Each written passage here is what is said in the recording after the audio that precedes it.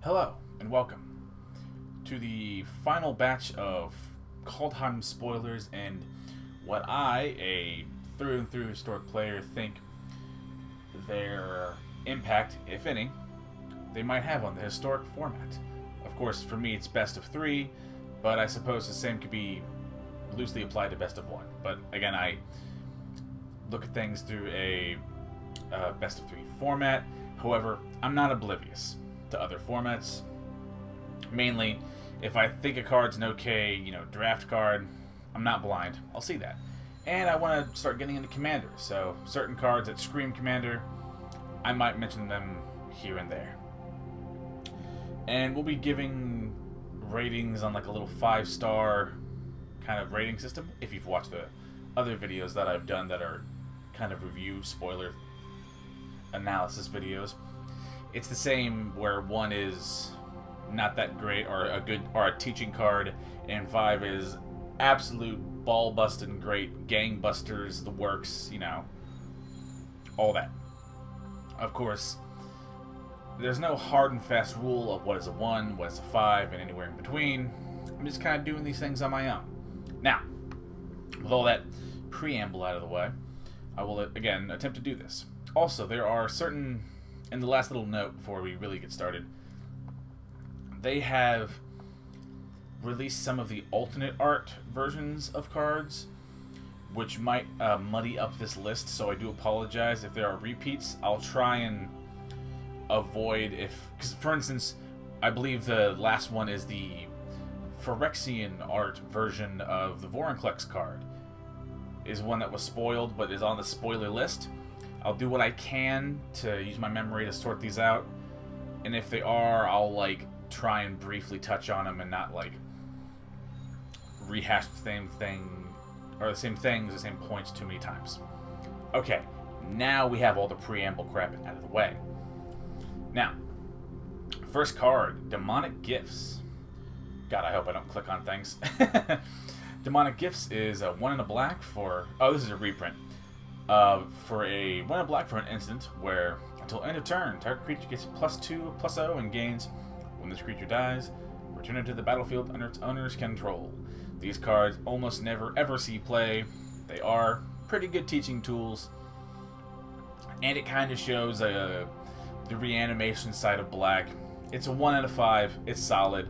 I could see this in being an absolutely killer removal spell or combat trick or some combination of the two of them in limited. But for constructed, 1 out of 5. But it's a good 1 out of 5. It's a very good teaching tool.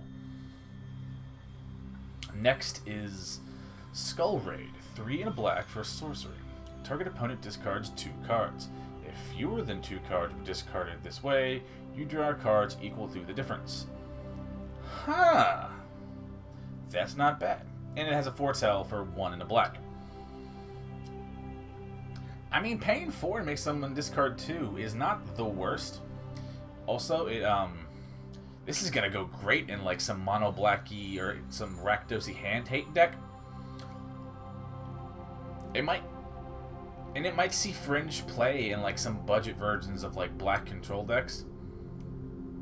In that worst case scenario, what, they have an empty hand and it's a 4 mana draw 2, or a 2 mana, or a 2 or 2 mana twice.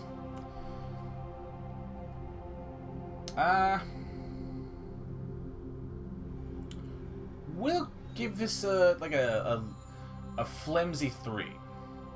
Skull Raid could probably see some play in again, some mono black hand hate kind of thing, which do exist from time to time, and maybe some Rakdos or Grixis style controlling mid-range base decks. So we'll go a soft 3.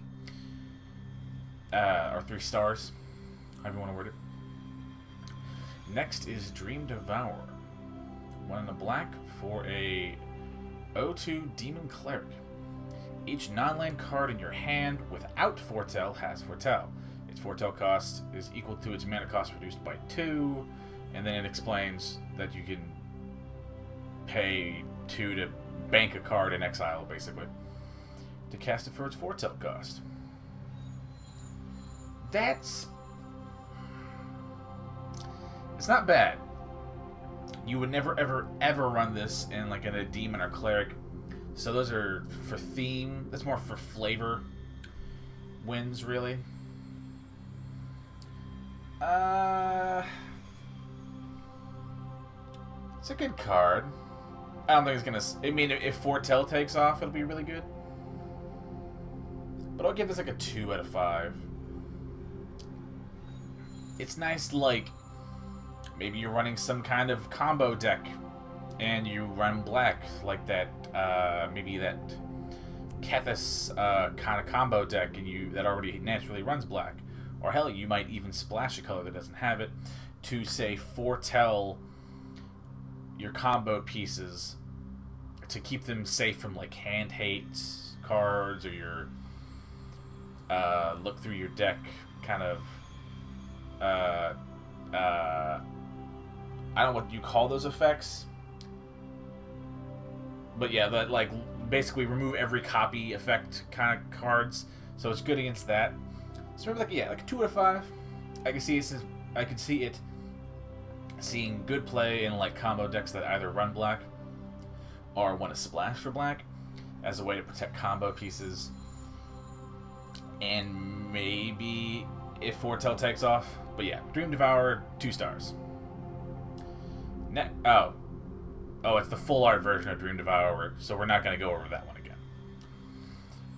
Next is Birgi? Pardon the terrible pronunciation. God of Storytelling. 3 and a red for a 3/3 legendary god. When you cast a spell, add a red mana. Until the end of the turn, you don't... Or the front half is Birgi. Sorry, I didn't even realize that it was a dual card. 3 mana, 3/3 legendary god. When you cast a spell, period, add a red. Till the end of your turn, you don't lose mana as this steps and faces end. Creatures you control can boast twice during each of your turns rather than once. This requires boast to see a lot of play, and I'm not convinced it will. Back half is Harnfell, Horn of Bounty. 4 and a red for a legendary artifact. Discard a card, exile the top 2 cards of your library. You may play those cards this turn. I mean, it's okay. I think this, and I'm a red player at heart, and I think this might be the weakest god that I can think of so far. I mean, maybe if you're running some kind of, like, mono red burn, that you might run this.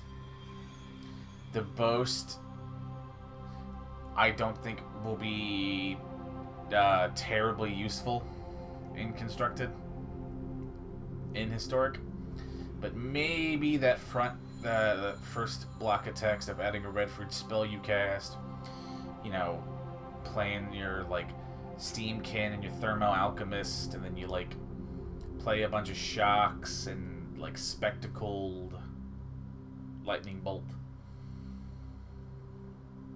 Birgi's like a 2. It's not bad. I can see a home for it, but boy, is that home narrow. Harnfell, Horn of Bounty is not awful. I mean, if you happen to, like, if you're in a mono red deck or a red deck that's splash, or red in a splashy deck and a splash of color that doesn't really have access to good card draw, you might use it. It's nice that it can be done at instant speed, which is good. But it's 5 mana. I mean, you could already have, like, your Experimental Frenzies and your Vance's Blasting Cannons, which is a personal favorite of mine, at 4 mana. So yeah, Harfnell and Birgi, we'll give that like a 2 out of 5. I see some Fringe Homes might work. Maybe if both turns out really good in Historic and I eat my words, maybe it's good. But it's alright. So we'll give it like a 2 out of 5 stars for Historic. Next is the 3 Seasons. Huh. Hooray, more self-mill so my silly, goofy, dredgeless dredge deck can still not work. 3 Seasons is a saga for a green and a blue. First chapter is mill 3 cards, which is basically put the top 3 cards of your library into your graveyard. Second is return up to 2 target snow permanents from your graveyard to your hand. Third chapter is choose 3 cards in each graveyard. Their owners shuffle those cards into their libraries. Oh man, this might be really, really good with Uro and Historic. Oh, that's kind of fucked. And if the Uro deck just like swaps out all the basics, and maybe even if you have a budget option, or maybe the snow duels are just good, or that good that you can run them naturally. And if you mill over important bits in the third chapter, like important cards, 3 cards in each graveyard. I suppose it's nice that it gives you 3 cards in each graveyard, their owner shuffle. So I guess that's the balance point, is that like your opponent can get something back. So alright, that's a little better. God, I hate this, but this might be a 4 stars out of 5.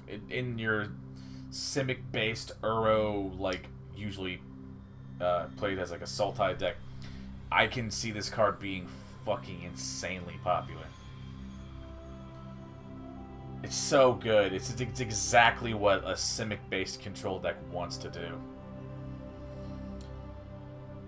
God, and there's no permanent cards too, so like even it doesn't even have to be lands. Maybe you like the Jorn and his staff might be really good in those decks. Oh my god. Yeah, 3 Seasons. This is like a sleeper 4 out of 5. I think this thing is gonna... It might not catch on like day 1 or 2, but watch out for 3 Seasons. I see in Historic this card being a goddamn monster. Next is Righteous Valkyrie. 2 and a white for a 2/4 Angel Cleric with flying.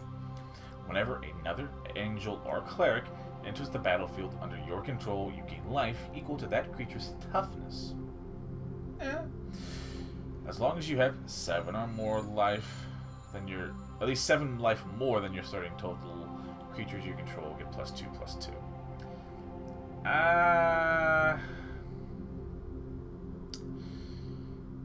I mean, honestly, this is pretty good. Righteous Valkyrie might be a 3 out of 5. Also, pardon, these usually take a long time, and I've learned from my last 2 videos that I need a drink. So my tasty caffeinated beverage of choice will need to be sipped from time to time. But yes, Righteous Valkyrie. An okay flyer, really. Pretty chunky body, so it's good against, like, if aggro should happen to become popular, which it never goddamn does. But it's a good body for 3. It itself is an Angel and Cleric, so it cares about outside synergies as well as being a synergy piece for itself. In both Angels and Clerics, Clerics are the one I'm like, on. I think Orzhov Angels has some very real potential to be like a monster mid-range deck. Just like and this also gives you good life total and buffer, so like you can kind of weather the storm against like more aggro-y decks. Not to mention, it just, if you're running a Soul Sisters variant, either mono white or Orzhov, it likes it with the second clause of having 7 life more than our starting total. It buffs all of our creatures, like that 1 mana cleric dude, Speaker of the Heavens or whatever that card's name is, from like a 20 or 21 core set. This might be a 3 out of 5. Yeah, good card on its own. Enables 2 really good deck, 1 existing deck that's pretty good for an entry point into the format, and it's a pretty solid deck altogether. Angels being a second deck that I think has enough support now to really, really take off and be like a good middle-of-the-road deck. Maybe even better than that. And maybe if there's some weird, wonky cleric shenanigans, it might work. And and again, Righteous Valkyrie, 3 out of 5. I'm actually convinced this card will be pretty good. I see a good amount of play. Next is Immerstrom Raider. 1 and a red for a 2/1 Demon Berserker. Enters the battlefield. Discard. You may discard a card. If you do, draw a card. These are just like good draft cards. Honestly, pretty good teaching cards. It kind of shows one of the 2 ways that Red gets card draw. So yeah, it's like a good, solid 1 out of 5. I suppose maybe the Demon or Berserker creature type might help it become a little less Garbo. Or not Garbo, but you know what I mean. Like, might help elevate it. And maybe see some budget play in these decks. But yeah, 1 out of 5, very solid teaching tool. I think we've already talked about Dragonkin Berserker. But yeah, I'm almost certain we have because this is a full art. But yeah, Dragonkin Berserker, it's an okay card. Maybe if Humans takes off, and maybe if Berserkers take off, it might see some play. Boast, I'm not sold on. But yeah, we're going to leave that one alone since I've already done it. And I believe any cards with new alt art or different art are ones that have already been covered. So I think we're just going to try and skip these over for future reference. I just did this one to prove a point. This motherfucking card is ridiculous. Fucking Doomscar, 3 and 2 white for a destroy all creatures, which you would consider to be technically overcosted for what white can do, but really a lot of white sweepers are at 5. With a fucky bit is at foretell for 3. This is gonna be the new white fucking sweeper.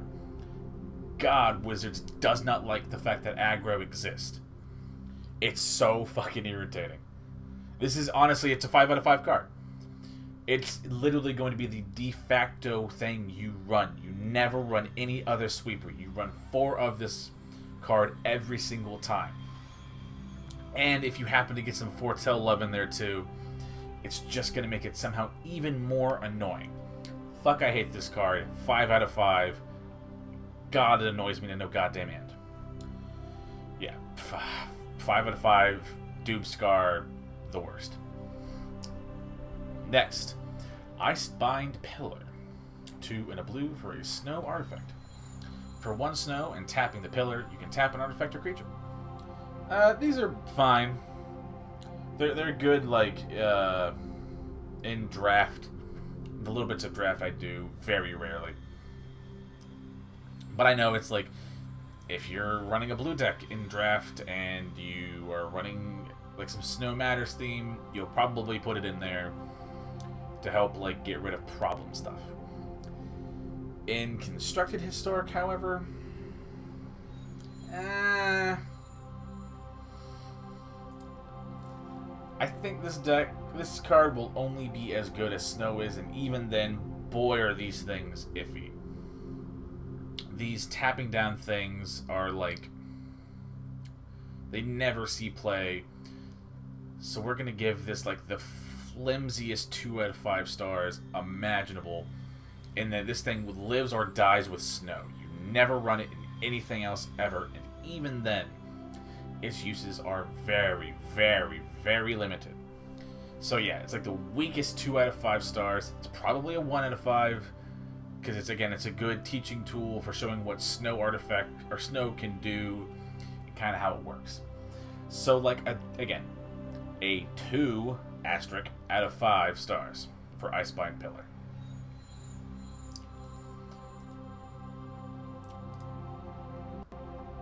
Oh, okay. So this is one of those again where there are. Pardon? I hear pardon if you hear that crackle in my headphones that I hear. But yeah, these are, again, 2 alternate arts. We've already talked about them. We're just going to move right on through. Next is Struggle for Skimfar. 3 and a green for a sorcery. Put a 1/1 counter on target creature you control, then it fights up to one creature you don't control. And you can foretell it for 1. It's a 1 out of 5. It's fine. It's eh. It shows how green usually deals with removal. It's an okay foretell card. I do not think you'd really run it ever. I mean, maybe if you care about some fighting or some 1/1 counter synergy and it's a budget alternative that you got to make something work, it might see some play there. But no, it's a good teaching tool or limited removal. 1 star out of 5. But again, not bad. Blessing of Frost, I believe, is already... I distinctly remember talking about this one already. Again, Blessing of Frost. Blessing of Frost, like most snow permanents, will usually live or die based on how good snow is. The only thing that makes this card, if I do remember my previous diagnoses, I suppose, was that this may see some play, maybe, in some, like, Selesnya +1/+1 counter theme. And I don't think it'll... Because there are no, like, ferocious style decks. This is just gravy and, like, a bit of a payoff card. Granted, green doesn't need more help. But yeah, this is as good as snow is, so it's fine. Cosmos Elixir, it's an alt art. Again, if these are alt arts, we're just going to start blowing through these. Not even going to bother to give them ratings. You'll have to watch the videos in question that they appeared in naturally for that. Cosmos Elixir is a card that, 1, should be a goddamn white card. Everyone has said this point, to which I totally agree. I might not like white in theory, but that doesn't mean they don't deserve good cards. If you're running mono white or Orzhov Soul Sisters, it's the only thing it'll ever see play in, ever. That, and I guess maybe if some weird Cosmos Elixir, I don't know if Aetherflux Reservoir, I think that came with Kaladesh block or remastered thing. But yeah, it's fine. It's like, yeah, it's fine. It's alright. Crippling Fear, again, another card we've already talked about. I see this card being really pretty goddamn good if you're running tribal decks in question. Of course, you got to be careful about running into mirror matchups, because if you run into a mirror matchup where you both are running the same creature type, then you're in trouble. So it's okay, middle of the road. You know what? We will actually do a quick little star rating. Blessing of Frost is like a 2 out of 5. Cosmos Elixir, another 2. Crippling Fear, probably another 2. Good in very niche scenarios, but never anywhere else. But this is a tribal set, so I enjoy that. Finn the Fangbearer, this is my 5 out of 5. I fucking love this card. I don't think it's going to be that great. But when Kaldheim releases, our first deck that we release will be a... Sorry, I just heard something outside. That was very loud. You heard it too, baby girl. Finn is a 5 out of 5 for me. This is a Brewer's Dream. I see some Golgari Death Touch aggro deck, like maybe being like the new aggro deck of the format. I might be wrong, but this is my baby and my fun thing to play around. So this is 5 out of 5 for me. Glorious Protector is 2 and 2 white, Angel Cleric, 3/4, flash and flying. When it enters the battlefield, you can exile any number of non-angel creature tokens until Glorious Protector leaves the battlefield. I don't really see this card seeing a whole lot of play. All these, like, get aboard the bus kind of, like, things are these temporary removal spells. They never really see that much play because they always get the creature back. There's no reason, if you have a rare card free, I would never, for any reason, run this over a Skyclave Apparition there are better angels and better clerics you can get. Run Skyclave. Hell, even his 4 tel cost is trying to compete with a Skyclave apparition. Graven Lore, we did this, I think, at the tail end of the last video. 3 and 2 white for a snow instance. We can scry X, where X is the amount of snow mana spent to cast this, then draw 3 cards. It will be as good as snow is. It's not the worst. It's like a 2 out of 5, like niche use in a snow deck. Might be really good if snow is good, but you only run it there. Oh, also, I didn't really give Glorious Protector a star rating. I apologize. It's 1 out of 5. It's a teaching card, a bulk rare. Don't run it. It's a very bad card. Okay, yeah, we're getting all the full arts and all this. Okay. Alright, so we're going to blast through these. Some of these things, these art styles, I'm like hit and miss. I love them all because they're very, like, stylized and they're very pretty. But there are things like this where Sfella is, there's too much going on just in the art of the creature. The border, the, like, accompanying stuff, like even in Maha or Maja or whatever in Sfala, the fringe is gorgeous and there's so much detail in the, like, non-portrait version of the card. I fucking love that. But this card is a perfect example. There's so much going on in this goddamn picture. Like, I think there's too much. I get it, it's a look. If you like it, cool. But onto Sfella Ice Shaper, the card. 1, a red and a green for a 2/4 legendary Snow Troll Warrior, where you can pay 3 and tap it to create a colorless snow artifact named Icy Manalith. And where, it, like any other Manalith, it taps to add 1 color. You can pay 6, a red and a green, to tap and look at the top 4 cards. You can cast a spell from amongst them without paying their mana cost. I've actually kind of come around on this. I think this might be, like, a little fucking crazy in some, like, Teamer ramp deck kind of thing, where you're getting, like, Ugins out. Like, basically, another way to get really big Ugins are... Oh, what's that card?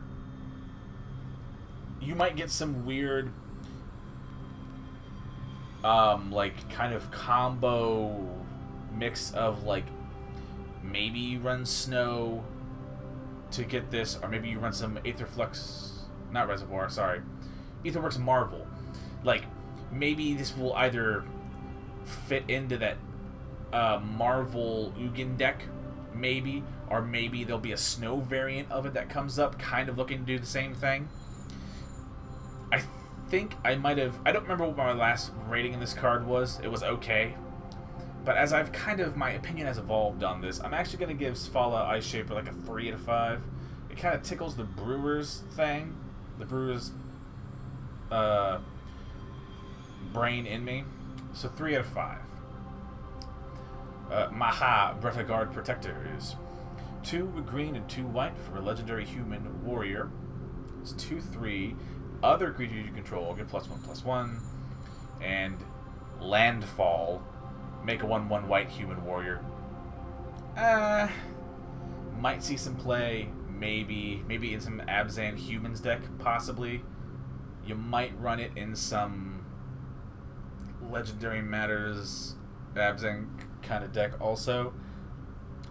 But Maha is like a 2 out of 5. Maybe if some Landfall or some Go White tokens thing gets popular, it might be popular. Tyrite Sanctum. Oh yeah, I remember this one. Tyrite Sanctum is a land. You can tap to add a colorless. You can pay 2 and tap it to make a legendary creature become a god, in addition to everything else, and put a 1/1 counter on it. And you can pay 4 to tap and sacrifice it to put an indestructible counter on target god. This thing will be very, very good in those World Tree God decks. But I don't think you really run it anywhere else, unless you're like maybe trying to Voltron it up on one god. I see Tyrite Sanctum being really good in Commander. And now that I think about it, maybe in some Legends Matter thing you might use it as like an incremental value thing, but that you'd be stretching to make that work there, but it's not impossible. So we'll give a Tyrite Sanctum like 3 stars out of 5. Nice middle of the road, but I see some potential there. That's previewing for $7. Next is Invoke the Divine, I believe also a reprint, but it's a nice one. 2 and a white for an instant, where you destroy a target artifact or enchantment, and you gain 4 life. Good teaching tool, good to show what white can do. Honestly, if you're in a white deck that doesn't run green and you need to get rid of some artifacts or enchantments, it's not a bad card. It's a pretty good budget answer in the sideboard if like artifacts or enchantments really take off. And life gain is nice, because those decks usually can be kind of aggressive. But again, 1 out of 5, good, solid teaching tool.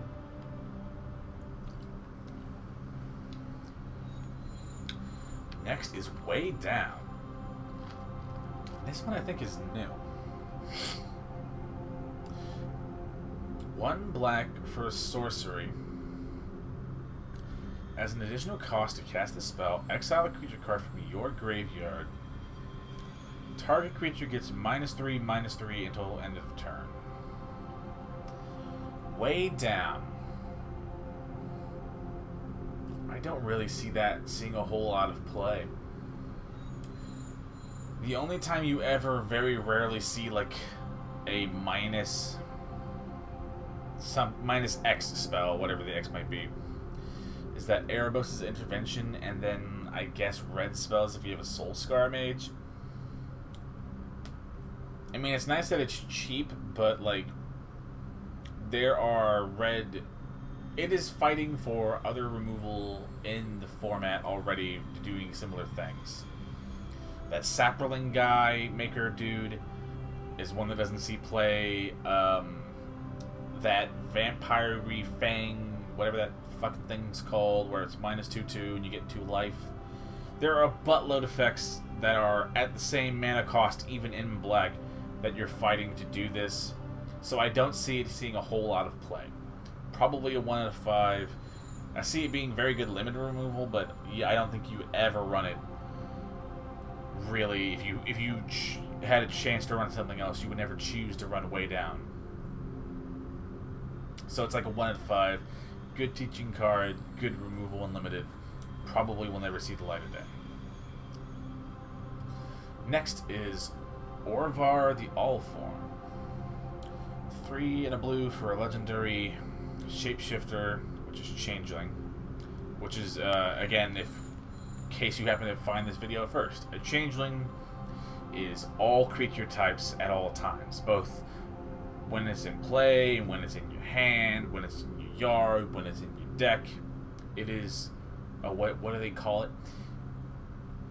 It is all creature types in all zones, not just the battlefield. I believe is like how Changeling works in a rules format, or in the rulings department. I might be wrong, but I'm pretty certain that's how that works. Whenever you cast an instant or sorcery spell, if it targets 1 or more permanents you control, create a token that's a copy of one of those permanents. Whenever a spell or an ability an opponent controls causes you to discard a card, create a token of that permanent instead.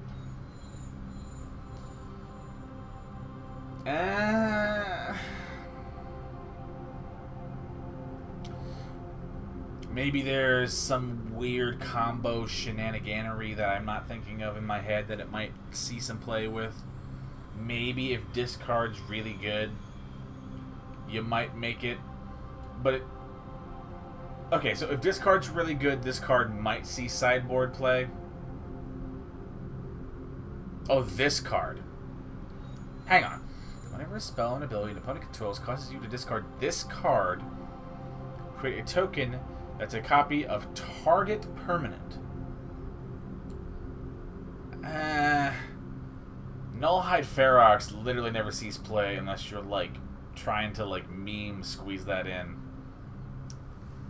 Ow. I mean, maybe don't really see this seeing play, really. I'm going to give this a 1 out of 5 with, like, a little asterisk. A 1 out of 5 stars with a little asterisk that, like, there's probably some weird corner case, like, this goes great in a combo deck, whether it exists now or will exist in the future. So maybe it might see fringe play there, but I don't think it will see play much of anywhere else. Orvar is like a 1 out of 5. I don't see it seeing a lot of play, again, with that little asterisk. See, this is kind of my point. Orvar, you totally see what he is in the base art version. I mean, if you really love this art style, of course, do you. And it's not bad. It's very pretty and it's super stylized, much like the framing in the card. But this is a little better. But man, it's like all cloud and snow, so you like that takes over so much of the picture. Anyhow, next is Brine Barrow Intruder. 1 blue for a 1/2 human rogue with flash. When it enters the battlefield, target creature an opponent controls gets -2, -0 to the end of the turn. Hi, honey. I'm sorry. Daddy's ow. Legs are killing him. You can't sit like this forever. There is already, I think, Zulaport Cutthroat. Maybe if you're running some, like, very budget, like, I'm going to run a lot of rogue synergy, and I got to, like, I don't have a certain rare that, like, the deck would otherwise want. It might see play there. The combat potential is, or the combat shenanigans, or, like, side bits. Hi, honey. I know, I moved. Yeah, come lay on the dad's shoulder here. I do need this. I do kind of need that mouse. Little tiny goofy goo bear. I'm gonna come line back down. But yeah, Brine Barrow Intruder. It's like a 1 out of 5. It's a good teaching tool. Might see some budget play in some, like, rogue deck. I don't think you'd run it in humans, because humans isn't really a deck in the format yet. So yeah, 1 out of 5. Shackles of Treachery. Oh, it's one of these effects. 2 and a red for sorcery, where you gain control of target creature until end of turn. Untap it. Until end of the turn, it gains haste, and whenever this creature deals damage, destroy target equipment attached to it. I mean, these cards never see play, by the way, really, ever. Claim the Firstborn is like this weird oddball exception because it was 1 mana. And even that only sees play in like 1 deck.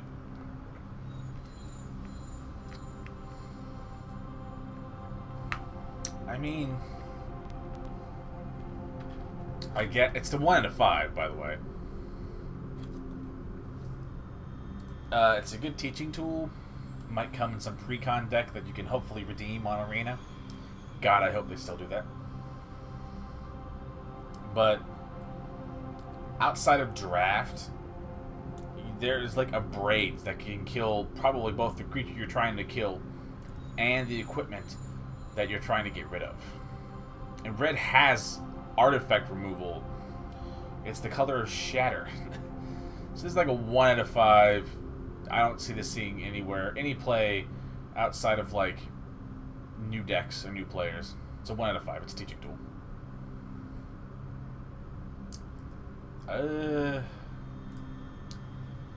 Come on. Work with me. There we go. Next is Craven Hulk. Oh, that's sweet. 3 and a red for a 4/4 giant coward. Craven Hulk can't block alone, but he can attack. It's 1 out of 5. It's terrible. It's funny. I mean, hell, I have a Boulder Intimidator in my collection of actual cards. So I get reminded of this with giants and cowards all the time. 1 out of 5. It's a teaching tool. We'll never see play anywhere else outside of limited or precons. Oh yeah, Resplendent Marshal. This is a weird card. 1 and 2 white for a 3/3 Angel Warrior with flying. When Resplendent Marshal enters the battlefield or dies, you may exile another target card from your graveyard. When you do, put a 1/1 counter on each creature you control other than Marshal that shares a creature type with the exiled card. This is, I mean, it's not bad. It's 3/3 for 3, flying. It's a, if you're running, oh, with the exiled card? Okay. It will see play in some sort of, like, tribal synergy deck. You probably would only run Resplendent Marshal in, like, Angel or Warrior decks, but I suppose it can work in any kind of tribal deck, technically. So it's like a 2 out of 5 because it only sees play in tribal decks, and that's about it. It might see some play in 1/1 counter decks, but there's better things you can do. So it's like a 2 out of 5, Resplendent Marshal. Next is the Great Hall of Starnheim. Oh, okay, I know it's this cycle. It's a land, enters the battlefield, taps for a black, and for 2 white and a black, you can tap and sack the Great Hall and a creature you control to create a 4/4 white Angel Warrior creature token with flying and vigilance. Activate this as you can activate a sorcery. I mean, you gotta sack a creature, but you are getting a Serra Angel above curve. Might run a couple, of course, in like Angel decks or Warrior decks. You can see this running some play, or seeing some play in those decks. I mean, I guess you could run it in some sort of like Orzhov base, just like looking for value out of your creatures. Maybe. It's a cool card though. But like all of these, all of this like tapped, like dual color synergy lands are all 2 out of 5s. They're good. Have some niche play. Pretty good budget options if you want some cool effects in their respective tribes. So yeah, the Great Hall gets 2 stars out of 5. Ooh. Next is Valor of the Worthy. 1 white for an enchantment aura. Enchant creature gets +1/+1. When it leaves, make a 1/1 white creature token with flying. It's fine. Not gonna set the world on fire, but it's a nice cheap card. You might run it in some Enchantress decks, maybe, but like 1 out of 5. Starnheim Courser, 2 and a white for a 2/2 Pegasus with flying. With artifacts and enchantment spells, you cost 1 less to cast. It's not bad. There's effects like this already that kind of exist that don't see a lot of play. Maybe if some sort of Enchantress or artifact deck really takes off, this might see some play. But these decks, oh, pardon. These style decks do show up every once in a while, so it's like a 2 out of 5. You'll probably only play it in artifact or enchantment style decks and nowhere else. There are better flyers for the cost that have more synergy and stuff, so you wouldn't run it in a flyers deck. So yeah, 2 out of 5 stars for the Starnheim Courser. Next is King Narfi's Betrayal. It's a saga for 1 blue and a black, where the first chapter is each player mills 4 cards. Pardon. Try that again. Each player mills 4 cards, then you may exile a creature or planeswalker card from each graveyard. Alright. Next, then the second and third chapter. Until the end of your turn, you may cast spells. You may cast spells from among cards exiled with this card, and you may spend mana as okay. It's a 3 mana. I'm gonna steal your shit.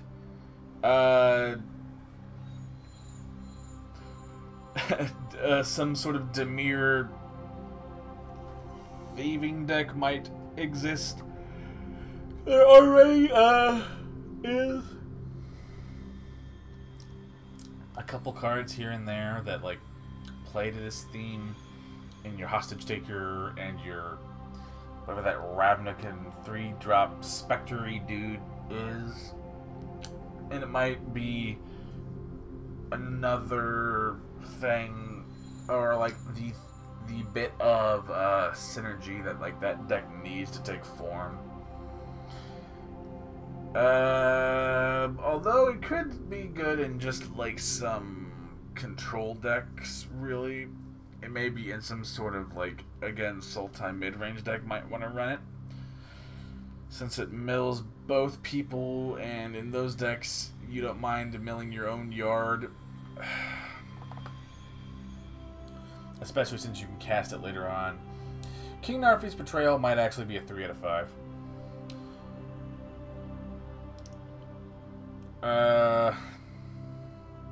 In that it supports a pre-existing archetype and like your Sultai mid-range, very heavy Uro-based deck, like that one blue-green saga from earlier. Also might be the one bit of tech that like Dimir Thief decks might need to like become like a real thing and like break through the threshold and becoming like an actual deck. So yeah, 3 out of 5. That's good. Next is Draugr Recruiter. 3 and a black for a zombie cleric for 3/3. You can boast for its cost to return a creature card from your graveyard to your hand. I mean, it's really bad. Honestly, you can find better effects cheaper for this. It's like 1 out of 5. It's a teaching tool and draft shaft, and you never run it for any other reason. Okay, these 2 cards. I don't think these are in actual Kaldheim. I think these are in the Commander like product being released alongside it. So I'm actually not gonna look at these. I do beg your pardon if these are in actual Kaldheim, but hell, they're not even the same symbols. So yeah, I believe these are for the Commander products. And while I do want to get into Commander and eventually play with my built deck in my first Commander game ever, we're going to leave these alone, since these are purely Commander products. And I guess, like, Legacy, but that's what Vince of good old Pleasant Kenobi's for. Next is Haunting Voyage. Huh. 4 and 2 black for a sorcery. Choose a creature type. Return up to 2 creatures of that type from your yard to the field. If this spell was foretold, return all creatures of that type instead. And you can foretell it for 1 more mana. If you're running a black-based tribal deck, I think this is a really good card to run. I don't see it seeing play in any other... Because if you're looking to just, like, get a really big creature out, like a solitary big boy, in Historic there are other effects that do a similar thing for cheaper. If you're just looking for, like, one-off removal, or reanimation, sorry. But it might be really good in those, like, kind of decks, in your black tribal decks. So, like, maybe a 2 out of 5. I see some potential here, but it's narrow. But again, Kaldheim is a tribal deck. It's okay to push really strong cards that only fit in, like, a niche. Again, this is the Haunting Voyage. Different art. See, this is a cool art. Altar art. I like that. Much less noise. Next, oh, we're getting to the rest of the rune cycle now, which is good. 1 and a green for or rune enchantment, where you can enchant any permanent. Enters the battlefield, draws a card, and as long as the enchanted permanent is a creature, it gets 1/1 and trample. Or as long as the enchanted permanent is an equipment, it gets equipped creature, it gets +1/+1 and trample. I love these runes, by the way. I hope this gives every deck the desire to like play an Enchantress style build. Green-white Enchantress actually has some real legs, so I'm gonna give this like a 3 out of 5 because I love Enchantress style decks. I'm probably gonna give all the runes this. Spoiler, but we'll still go through them anyway. It replaces itself. It can, if nothing else, you can just cycle it onto a land. Yeah, like 3 out of 5, honestly. I hope it will be enough to give like Enchantress style decks more gas and become a thing that you might see more often than you do. Okay, we are on the rest of the runes. I believe if I didn't give the blue rune, which is one of the earlier cards released, a 3 out of 5, I would like to retroactively give it a 3 if I haven't. But anywho, Rune of Mortality. 2 mana or, again, or a rune enchantment, enchanted permanent, enters the battlefield, draws a card, which are great that all these things replace themselves. It's very important and kind of what it needs. The Rune of Mortality. I think we can actually do these all. Okay, so the black one, all these are 1 and whatever their color is. So Mortality is 1 in a black, Speed 1 in a red, Sustenance 1 in a white, and of course the Might was 1 in a green. They all are enchantment or runes. They can all enchant a permanent. They all replace themselves, which is again vital for what the deck wants to do. Sustenance, the white, gives lifelink to the thing it's attached to. Red gives +1 to power and haste to the thing it's equipped to. Mortality does the same thing for Death Touch. I love all of these cards. I love what they mean. I love the artwork. I love the implications. The art's gorgeous. And I love Enchantress builds in any, you know, like 2-color combination. I think they're great. Hell, I've already done some Enchantress content on the channel before. And I'll probably do more. I'm gonna, again, all the runes, 3 out of 5 stars. I love them. Next is... Wait, did I already talk about... Sorry, I'm getting ahead of myself. Next is Runeforge Champion. 2 and a white for a 2/3 Dwarf Warrior. Enters the battlefield, you can search for your library and or your graveyard, which is good, for a rune card, reveal it, put it into your hand. If you search your library this way, you shuffle your library. And you can pay 1 colorless rather than play the mana cost for rune spells you cost. Sorry, you may pay 1 colorless rather than pay the mana cost for rune spells you cast. Makes all your runes cheap, removes the color restrictions, enters the battlefield and can find them either in your yard, in your deck or in your yard, which is good. It's kind of a card. It's basically card draw in white, which is kind of great and something they really need. And the rune itself will also draw a card regardless of the rune in question when it comes into play, and it allows you to net mana on it.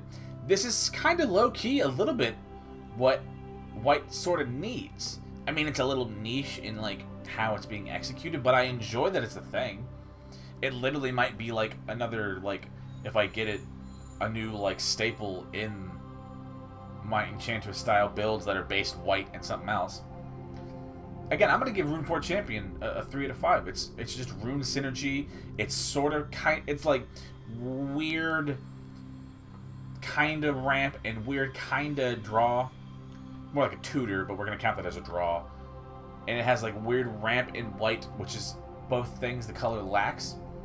So yeah, 3 out of 5 for Runeforge Champion. Let me see. I think we just talked about Doomscar and that shithole card, 5 out of 5 star crap. But I believe we did. Let's just go back real fast. I think it was earlier, right? God, they're doing a lot of alternate arts here. Yeah, okay, we did talk about it. Good. Again, 5 out of 5 stars. I hate that that card exists. It's probably going to be the new... It's not probably. It is going to be the new white removal spell in question. I know we talked about that if it's a card that I've already talked about and it's the alternate art, that I would go through it. However, what I didn't think about was if I'd already talked about it in this video. So, because I've already talked about it, you already know my feelings on Doomscar and Resplendent Marshal. And we're going to keep this same theme in that if the alternate art was a card that was in a previous video, then I'll talk about it. But if it's in the same video, you already know my opinion on it, so I'm not going to bother to reiterate it. So anywho, with that, on to the next one. Righteous Valkyrie. Again, I know what I just said. I really enjoy this card, however. Next is Icebreaker Kraken. Huh. Pardon while I take a sippy sip.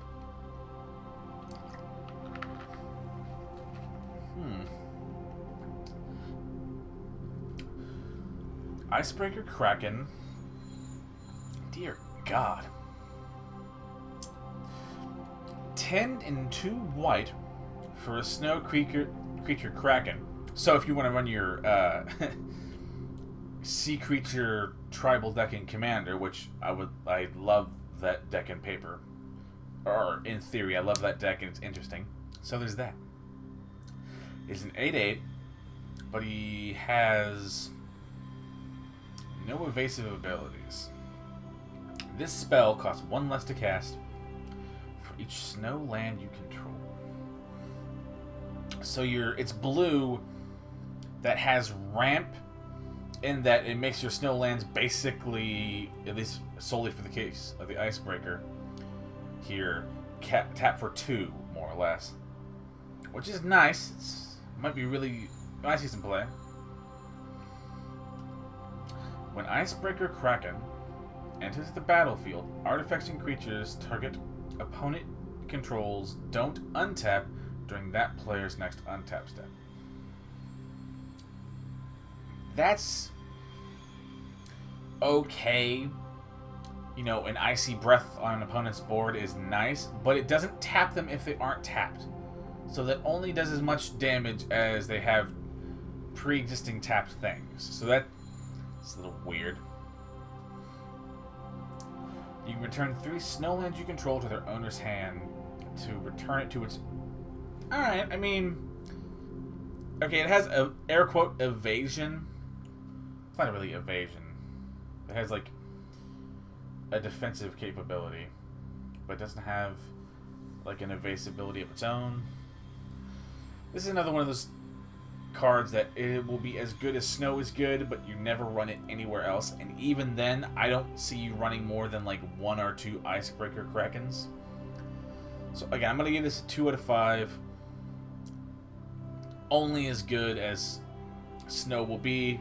You'll never run it anywhere else except maybe some sea creature commander deck. Yeah, 2 out of 5 stars for the Icebreaker. Next is Mist of the Lijara. 1 in a green, 1 in a blue for an enchantment aura with flash. You can enchant a creature or a vehicle where the enchanted creature in question gets -3 attack. Teaching card, really bad. Oh, it's not even great removal or combat trick and draft. 1 out of 5. Unless you're like teaching someone how to play, or it's a card they get in a precon, I don't see you ever running this card.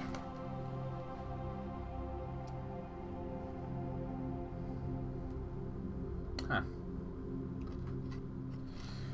Sorry about that. I thought I unplugged the cord. Yeah, Mist of the Lijara anyway. 1 out of 5 stars. On to the next one. Next is Depart the Realm. 1 in a blue for an instant to return target non-land permanent to its owner's hand. Good that it just hits non-lands, which is nice.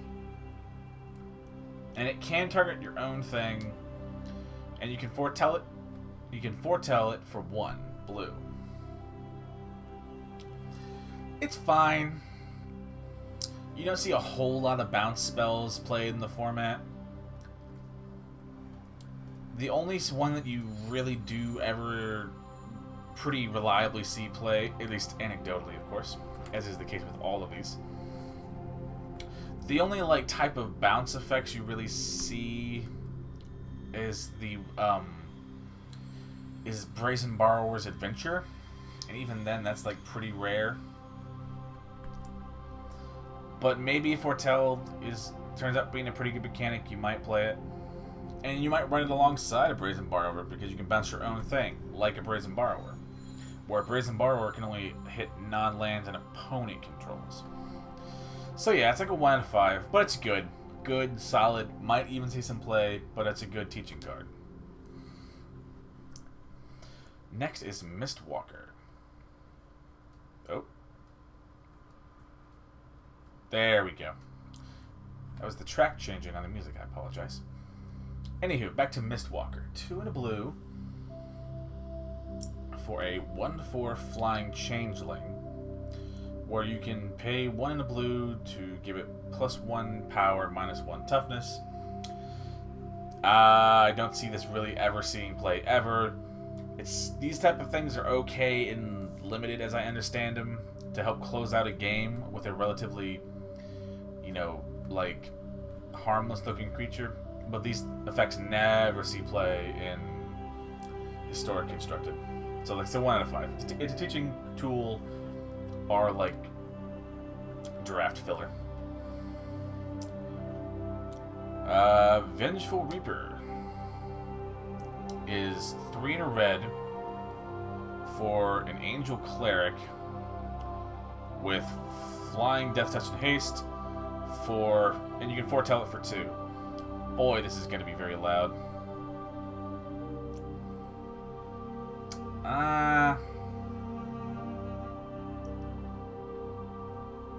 You know what, it's fine. We'll just, again, I apologize.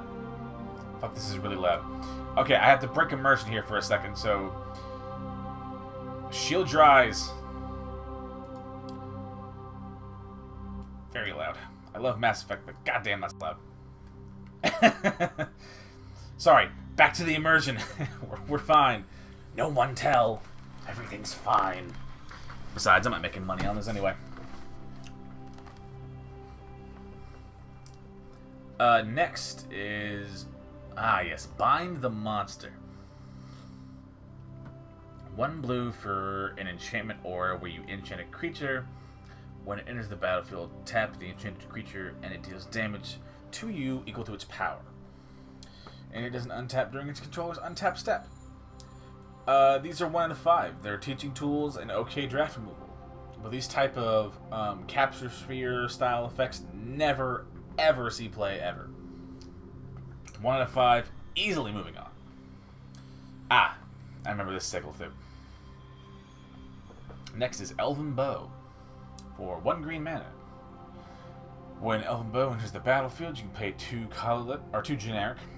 If you do, make a 1/1 green elf warrior creature token, and then attach the bow to it, where the equipped creature in question gets +1/+2 and has haste, and can equip for 3. These cards are 2 out of 5s. You might see play in them in your kind of pre-con decks of the appropriate tribe, much like all of them, but you never play them ever, ever, ever in any deck other than the tribe in question. And even then, I don't think Elves needs this. It's just a good little extra bit. Yeah, it's extra, but it's not something that like Elves need. This card is interesting. Next is Elder Fang Venom for 2, a black and a green. Attacking elves you control have death touch. Whenever an elf you control dies, each opponent loses a life and you gain a life. Not bad. Wait a second, that doesn't look like a command. That looks like that Commander Legends card. Okay, because I've already looked at it. If elves are good in Historic, and this is in Historic, which I don't think it will be, because this is the Commander thing symbol, so I don't think this is in regular Historic. But yeah, if you're running Golgari Elves and Commander, I guess, you'll probably run it because it's like a poison tip archer effect, sort of, kind of. So yeah, like a 3 to 5. It's honestly pretty good in your commander deck question. But anywho, we're gonna try not to get suckered by that again. Are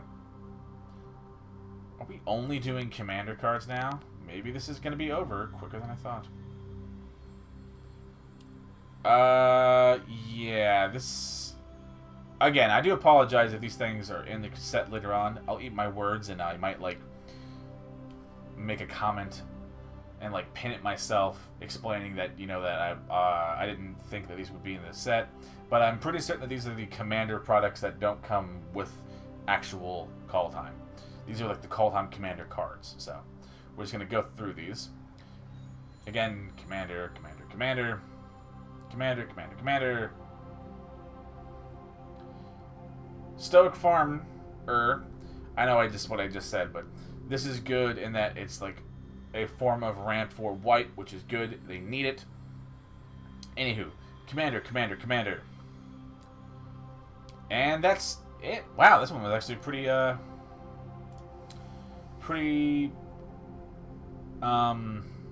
short, which is good. But this is... Oh. Again, we've already talked about these. God damn, that Phyrexian art altar thing for the card is very cool. I think this card has a lot of potential to be really, really good. I don't remember what I gave it. I think I might have given it like a 3 or a 4 because I see some real juicy potential. Anywho. Wanted to say thank you all for watching. This will be the last of the videos for the Kaldheim spoilers and their implications for the historic metagame. Again, for me, it's best of 3, but hell, I imagine some of this might still be applicable to best of 1. I like best of 3. I like sideboarding. What can I say? With that all, thank you all for your time, and I apologize also for the little immersion break here a few minutes ago, and if for a minute the music got really loud. But anywho, thank you all for watching. The next video will be... should be once Kaldheim proper releases. I'm gonna make my little Fang Bearer Poison Death Touch Tribal Aggro thing probably be our first video, because boy oh boy do I want that deck to be really good, even though it probably won't be that good. But it'll be a fun little aggro deck we can doctor with. With that all out of the way, just wanted to say thank you all for watching. If you like me or the video or the channel, you can like the video or sub to the channel. If you want to say debate some sort of like, or you might think a certain card was better or worse, by all means, that's what the comments are for. Just keep it civil and we'll all be fine. So yeah, thank you all for watching, and I'll see you in the next video. Bye bye.